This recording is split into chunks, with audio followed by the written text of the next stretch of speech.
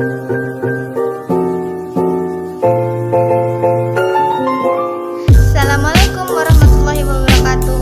Perkenalkan, nama saya Dila Puspitaningsih dari kelas A Ekonomi Syariah dengan NIM 2021 0501 010004. Baik, dalam video kali ini saya akan mempresentasikan materi tentang pembagian kalimah atau kata dalam bahasa Arab. Baik, langsung saja saya akan mempresentasikan materi tersebut. Kalimah atau dikenal dalam bahasa Indonesia dengan kata adalah lafaz yang memiliki arti. Kalimah dibagi menjadi 3, yaitu isim, fiil, dan harf. Yang pertama, isim. Isim adalah setiap kata yang merujuk ke orang, manusia, hewan, tumbuhan, benda mati, tempat, sifat, dan lain-lainnya yang tidak ada hubungannya dengan waktu. Ringkasnya, semua kata yang tidak termasuk ke dalam kata kerja dan harf maka ia adalah isim. Contohnya, yamalu dan yaumu. Ciri-ciri isim sendiri terbagi menjadi 4, yaitu tanwin. Artinya, setiap kata yang bertanwin atau harokat akhirnya bertanwin, maka ia adalah isim. Contohnya, insanun. Yang kedua, didahului oleh alif lam. Contohnya seperti al-kursiyun. Yang ketiga, terletak setelah huruf nida atau untuk memanggil. Contohnya, ya Hasan.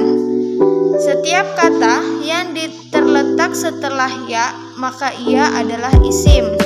Yang keempat, majrud, yang diantara tandanya adalah harokat kasroh. Majrud merupakan salah satu kekhususan yang dimiliki oleh isim.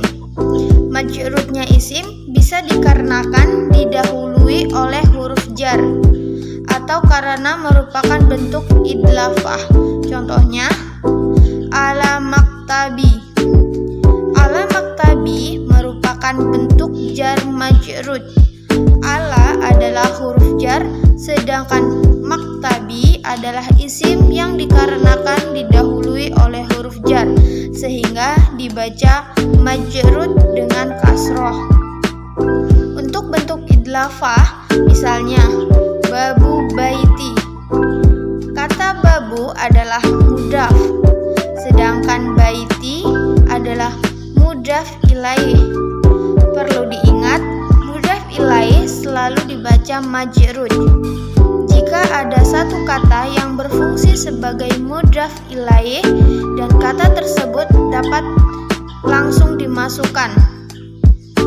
Contohnya, baiti, maka ia adalah isim. Sehingga kita dapat katakan bahwa bentuk idlafah dalam kasus di atas, baik itu mudaf maupun mudaf ilaih, keduanya adalah isim. Isim juga dibagi menjadi 3, yaitu isim menurut jenisnya, isim menurut jumlahnya, dan isim menurut umum dan khususnya.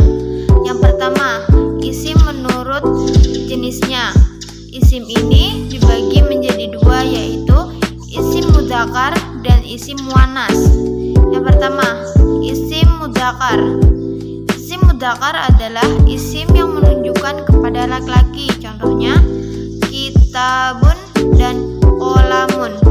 Yang kedua, isim muannas. Isim muannas adalah isim yang menunjukkan kepada perempuan. Contohnya, hamilun dan hamidatun. Ciri-ciri isim muannas yaitu 1. Ada tamar butoknya. Contohnya, aisatun dan madrosatun. Yang kedua, ada alif maksuro. Alif maksuro adalah alif yang berbentuk huruf ya dan sebelumnya ada fathah. Isim yang bentuk muannasnya dengan alif maksuro adalah muannas dari isim musyababah wazan. Contohnya, Salma dan Yumna. Yang ketiga,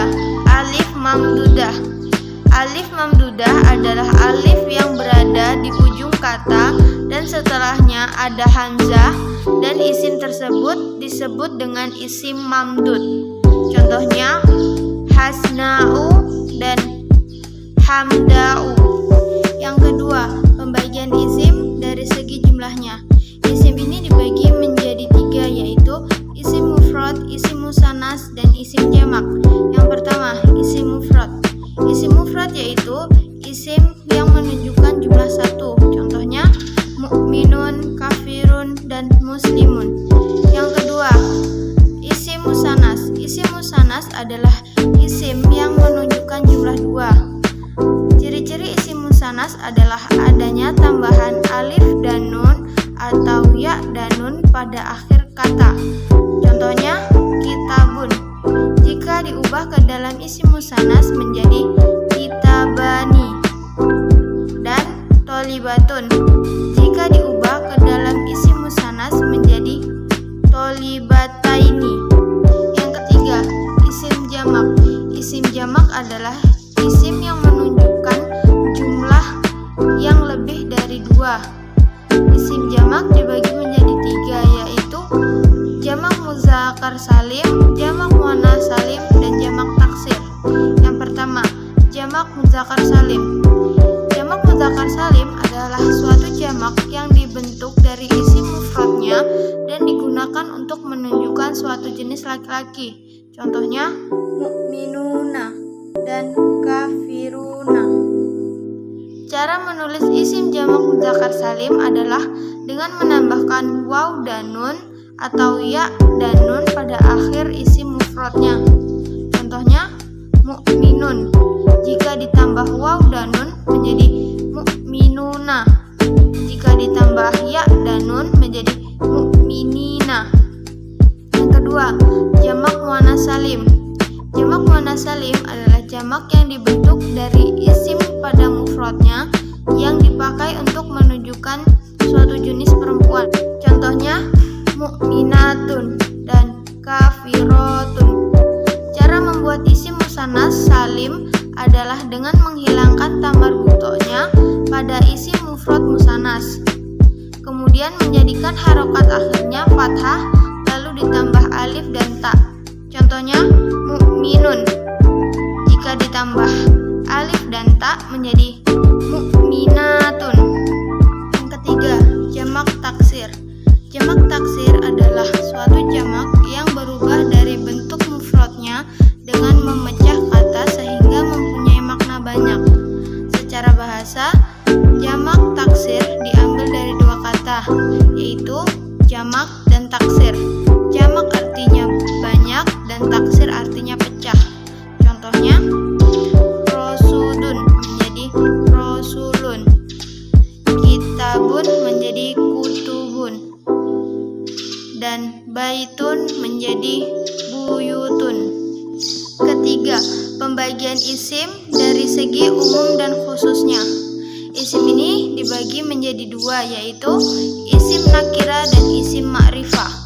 Yang pertama, isim nakira. Isim nakira adalah isim yang tidak tertentu atau bersifat umum. Contohnya kitabun, ma'un, dan masjidun. 2. Isim ma'rifah. Isim ma'rifah adalah isim yang khusus.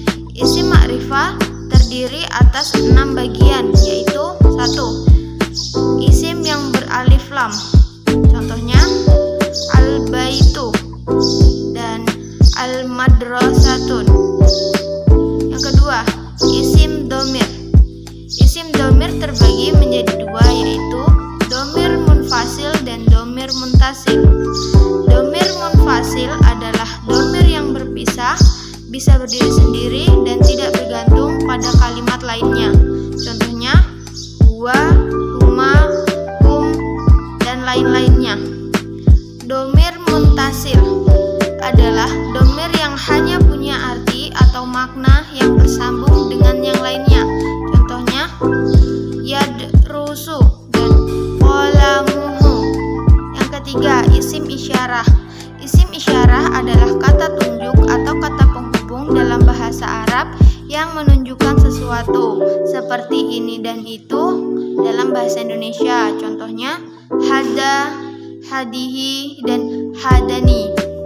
Yang keempat, isim mausul. Isim mausul adalah kata penghubung atau kata penyambung dalam bahasa Arab.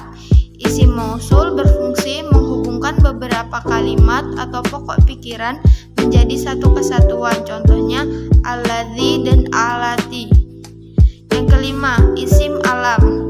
Isim alam adalah isim yang menunjukkan nama seperti nama orang, nama desa, nama gunung, dan lain-lainnya. Contohnya Muhammad dan Jamalu. Yang keenam, isim yang mudhaf kepada makrifah.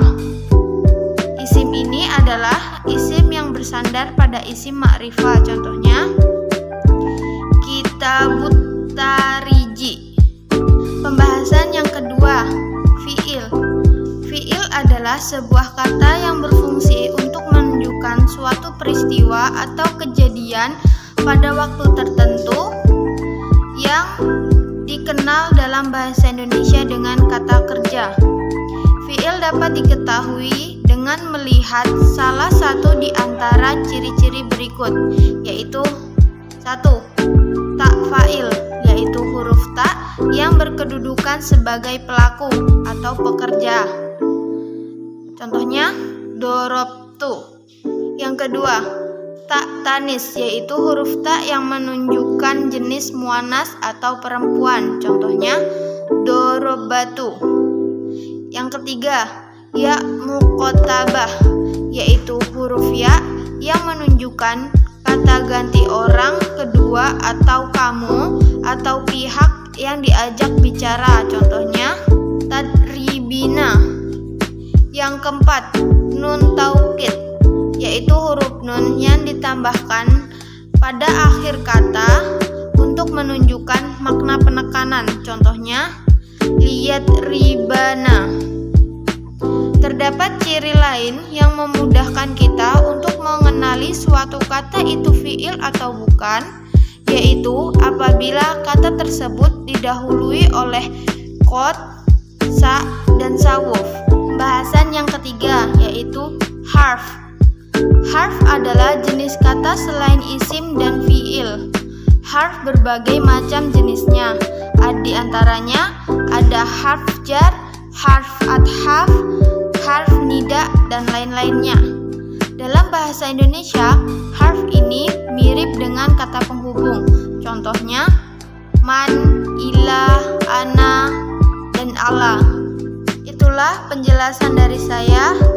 Jika ada salah kata, mohon dimaafkan.